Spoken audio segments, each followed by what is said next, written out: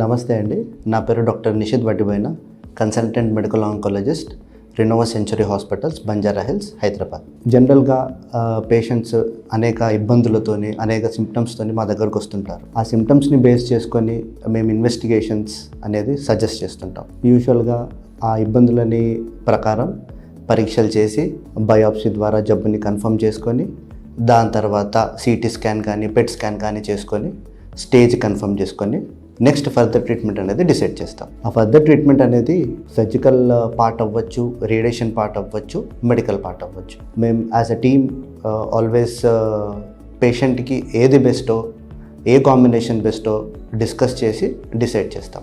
Medical ఆంకాలజీలో మాత్రం different various treatments ఉన్నాయండి. అందులో కీమోథెరపీ, టార్గెటెడ్ థెరపీ, ఇమ్యూనోథెరపీ అనేది ముఖ్యంగా వాడుతుంటాం. కీమోథెరపీ అనేది బేసిక్గా మన బాడీలో ఉన్న క్యాన్సర్ సెల్స్తో పాటు నార్మల్ హెల్దీ సెల్స్ని కూడా డిస్ట్రాయ్ చేయడం జరుగుతుంది.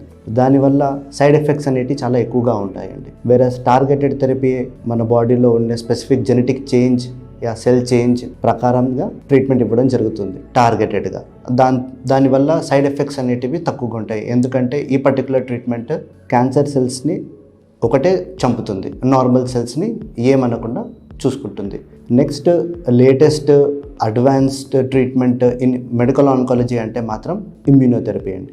ఇమ్యూనోథెరపీ సింపుల్గా చెప్పాలంటే ఏ జబ్బు అయినా, ఏ క్యాన్సర్ అయినా మన బాడీలో సిమ్టమ్స్ తీసుకురావడం, బాడీలో పెరిగి పెద్దదవ్వాలంటే మాత్రం మన ఇమ్యూనిటీని తప్పించుకొని రావాల్సి వస్తుంది. ఆ క్యాన్సర్ సెల్ అనేది మన ఇమ్యూనిటీని తప్పించుకొని పెరిగి పెద్దగా అయ్యి సిమ్టమ్స్ తీసుకొచ్చి స్టేజ్ 4 క్యాన్సర్ లాగా మారడం జరుగుతుంది. మనం ఇచ్చే ఇమ్యూనోథెరపీ ఏదైతే ఉంటుందో మన బాడీ ఇమ్యూనిటీని కొంచెం మోడిఫై చేసి ఆ క్యాన్సర్ సెల్స్ని గుర్తించడం అనేది చేసి ఆ క్యాన్సర్ సెల్స్ని చంపడం అనేది చేస్తుందండి. సో దాంతో స్పెసిఫిక్గా ఆ క్యాన్సర్ సెల్స్ని చంపడం వల్ల సైడ్ ఎఫెక్ట్స్ అనేవి చాలా తక్కువగా ఉంటాయి.